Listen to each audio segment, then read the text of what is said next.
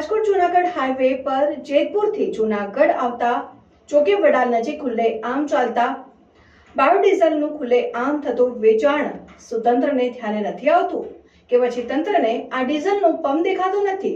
તેની પાછળનું બીજું કંઈક કારણ તેવી પણ લોકમુખે ચર્ચાઈ રહ્યું છે।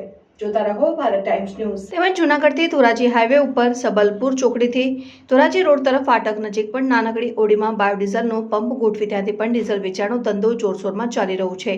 ત્યારે આવા ડીઝલ માફિયાઓને તંત્રનો કેમ કોઈ ડર હોય તેવું લાગતું નથી। જૂનાગઢ જિલ્લામાં થોડા દિવસોથી અનેક સસ્તા અનાજની દુકાનોના માલિક સામે તંત્ર લાલાંક કરી કાયદેસરની કાર્યવાહી કરી રહ્યું છે। ત્યારે આવા ડીઝલ માફિયાઓ જે રીતે સક્રિય છે તેનું શું?